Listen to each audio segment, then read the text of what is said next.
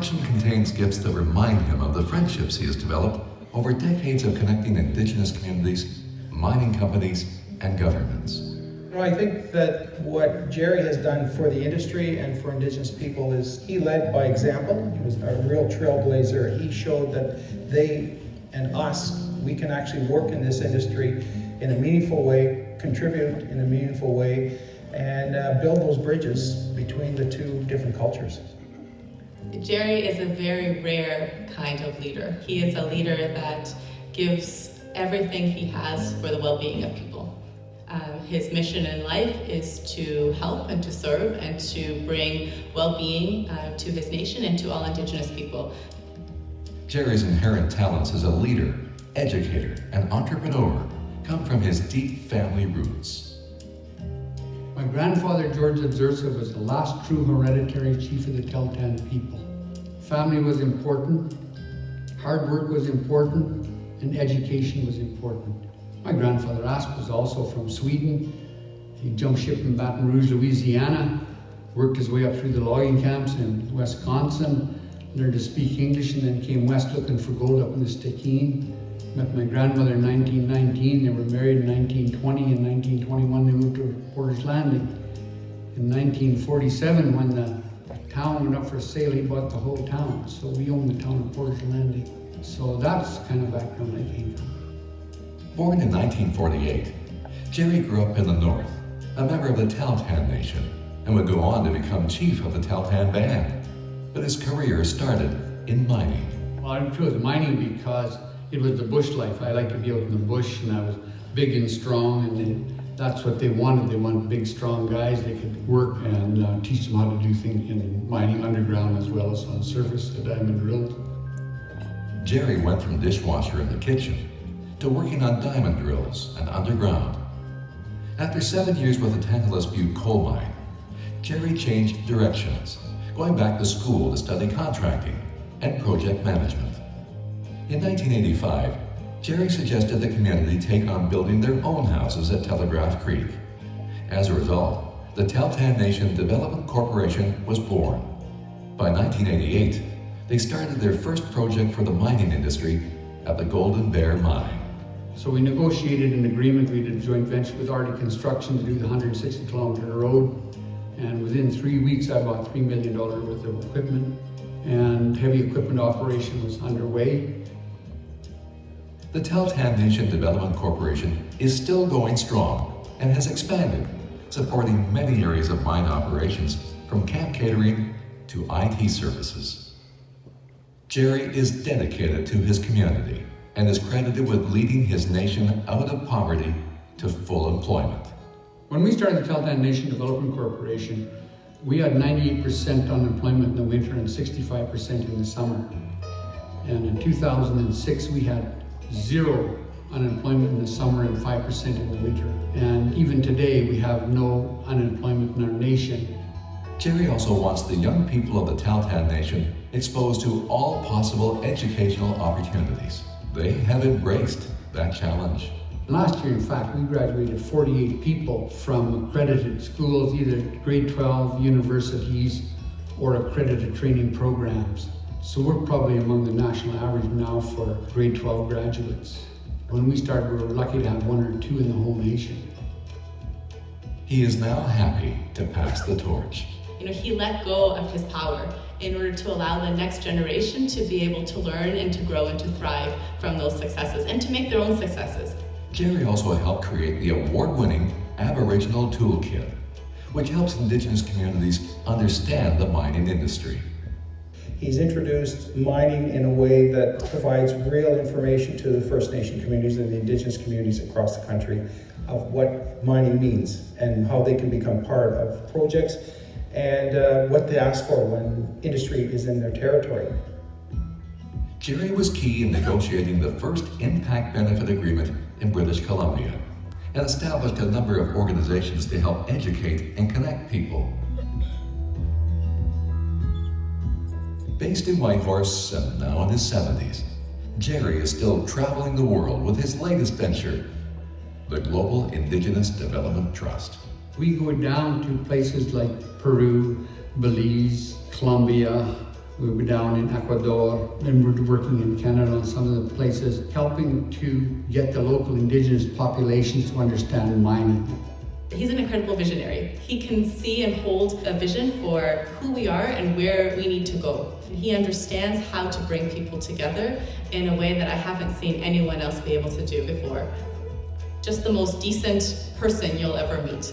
Literally everything he does is for the betterment of people. Period, full stop.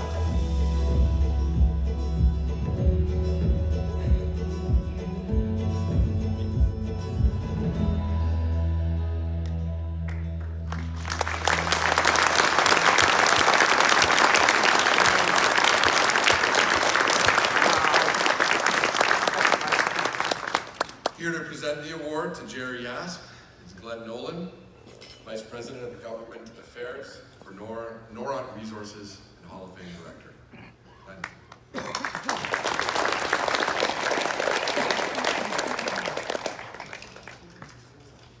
Thank you, Anthony. Good evening, ladies and gentlemen, mesdames et messieurs.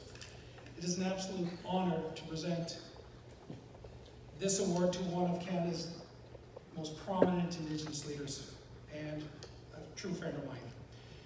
Jerry has always focused on building bridges between the mining sector and Indigenous communities.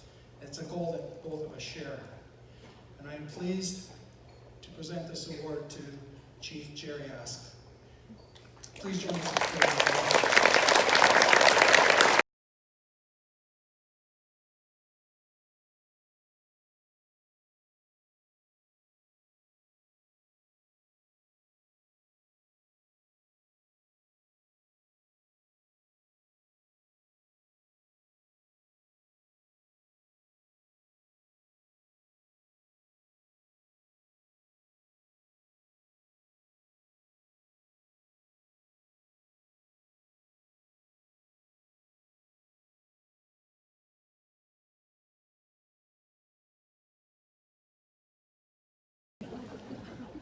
Well, thank you, Glenn. That's the second time he's given me the award.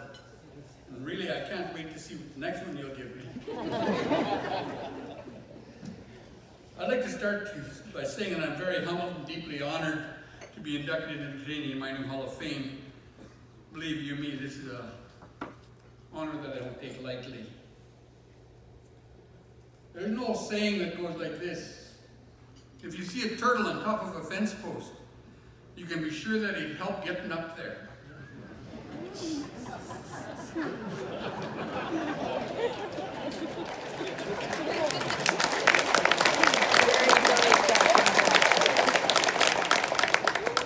So like the turtle, I'd like to thank a few people who helped me reach this goal up here. First, I'd like to thank my wife, Ida. We've been together for 52 years. We have 4 children.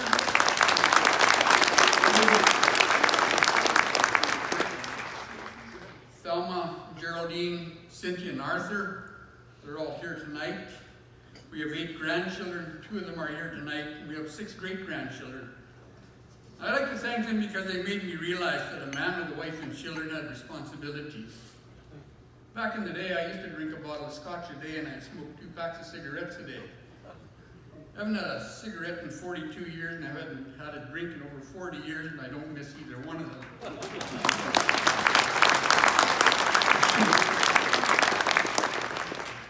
And I'd like to thank the Teltan leadership, past and present, for their foresight and vision, and the guts to follow a vision and stick to it. To carve a path of a better way of life with meaningful opportunities for our people. Namely, Chad Day, the President of our central government, Chief Marie Kwok, who unfortunately couldn't be here tonight because she picked up a flu bug. Chief Rick McLean from the Teltan Telegraph East Lake. And Norman Day, who's here representing the Board of Directors for the Teltan Nation Development Corporation. As I said, unfortunately, Marie Kwok couldn't attend tonight, but she sent a counselor here, John Noel, to represent the Iskut Teltans.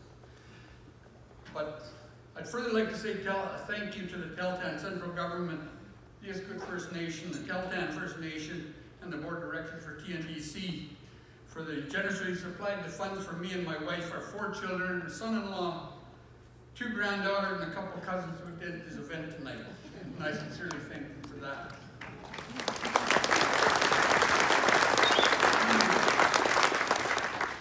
I'd like to thank my sister Nancy. We have 3 sisters. I have 3 sisters here tonight.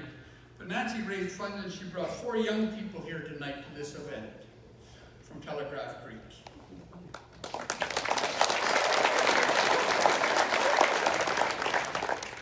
I'm truly honored and humbled by the fact that the Teltan leadership, the individual Teltans, my family members and our friends have traveled so far to be here to this event to support me. I want you to understand that all of the Teltans being here is a much bigger deal than you would think, and I'm going to tell you why. On August the 5th, 2018, a forest fire went through our reserve in Telegraph Creek, burning 27 structures in town. 21 Teltan member homes, 2 nurses' residence, Teltan Health and Social Service building, Catholic church and residence. We also lost 22 structures and many outbuildings and vehicles in the surrounding area. Some damage was done to our store, the community center, and the RCMP buildings. In the first week of October 2018, Minister Jane Philpotts toured the community. Afterwards, in an interview with CBC, she said, "The Teltan Nation itself incurred the worst structural damage to any First Nation community in recorded Canadian history."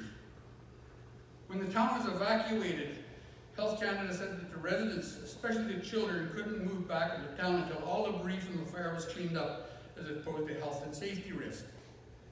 Chief Rick McLean and his staff in the TNDC had all the sites cleaned up and approved by the first week of December so the families could move back home for Christmas. On October the 25th, 2018, I did a presentation at Red Talks here in Toronto, and I told the story of taking our nation from 98% unemployment to 0, and I talked about the devastating fire. I said then that like the phoenix, the Teltan Nation will rise again from the ashes, bigger, better, and stronger. Last year, Chief McLean brought in 8 modular homes to help alleviate the housing problem, and as we speak, they're building 9 new homes with Teltan contractors and Teltan labor. Further to that, the community is looking at adding solar panels to each house to assist with the electrical bills. We're also looking at the feasibility of taking the town of Telegraph Creek off of diesel generation and move to bioenergy. The motto for that effort was called Teltan Strong, and I'm wearing a medallion tonight that my daughter made for me, Cynthia, and it says Teltan Strong with the Teltan outline of our nation, traditional territory. So by the number of Teltans that have traveled from northwestern British Columbia and the Yukon to attend this event, you can see that the strength of our nation. We have come out of this mess bigger, better, and stronger. And I'd like to thank a few prospecting partners who taught me so much about prospecting and about how to survive in the bush, like my uncles Ed and Herman Ost, Freddie Hasselberg, mining guys like Gordon Gutbreth, Steve McAlpine, Rick Van Nieuwenhuis. They all contributed to my journey in the mining industry. And I'd like to say thank you to my business partner, Sonia Muladecki, for suggesting that I be inducted in the Canadian Mining Hall of Fame and for gathering support for the idea. And I would certainly like to thank PDAC for nominating me. Sue Craig is a very special person to me.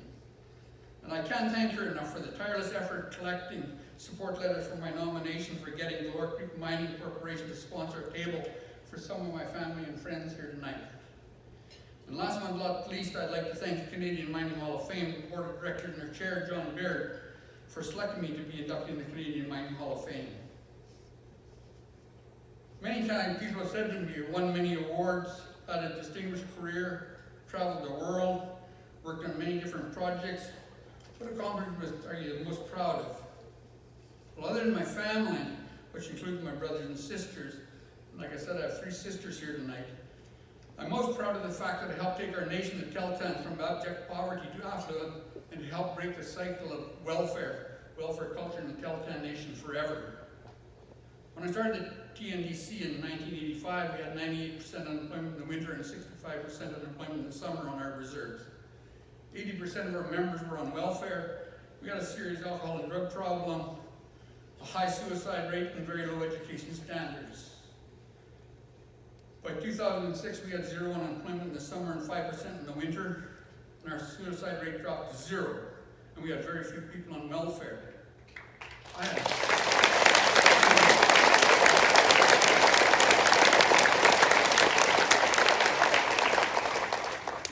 Last year we graduated 46 students from grade 12 and 6 or 7 more from colleges and universities. And in May we graduated our first mining engineer. And I know we have at least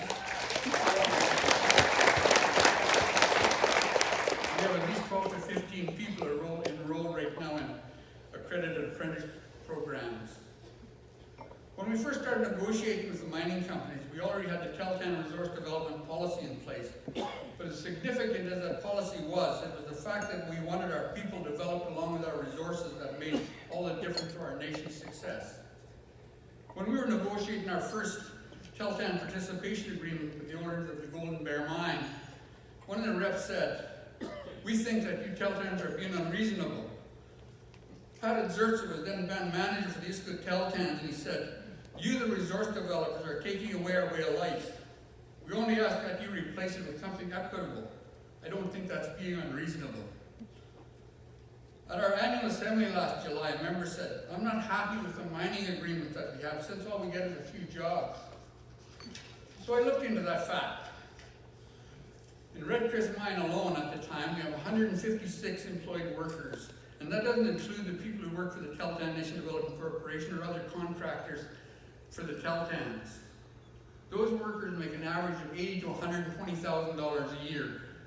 And if you do the math, that means we get $15 to $16 million a year right just from the Red Chris Mine. And that's not chicken feed, and that's just one project.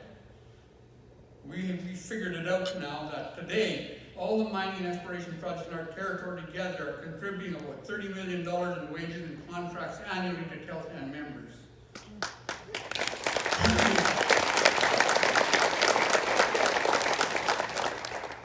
What really brought this home to me was last November, 3 young Teltan girls, 20, 21, 22, left Red Chris, flew to Vancouver, then on to Indonesia and Thailand. They send photos back every day, and after a 10-day vacation was up, they came back for the next 2-week turnaround in Red Chris. They must have had a great time, because one girl said, "I have to come back to work to rest up from my holiday." So why is this significant? Well, it's because if this was 1985, those same girls would have probably been walking around the reserve, dragging 2 or 3 kids behind them, waiting for their next welfare check. Instead, they are now living and planning their future on their own terms. In October 2019, my great-nephew Lando Ball, and his mother's here tonight, by the way, competed in the World Under-12 martial arts competition in Austria.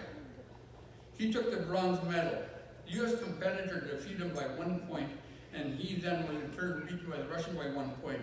So only 2 points separated gold from the bronze. But further to that, Chief Rick McLean's nephew will be going to Ireland in March to compete in the under 16-year-old world weightlifting competition. This is what made all the hard work worth it. And so, ladies and gentlemen, I'd like to thank our current leadership for carrying on the work that we started, and I'd like to thank the mining industry for being a catalyst which helped move our nation from abject poverty to affluence. And for that, I hold my hands up to you. I do.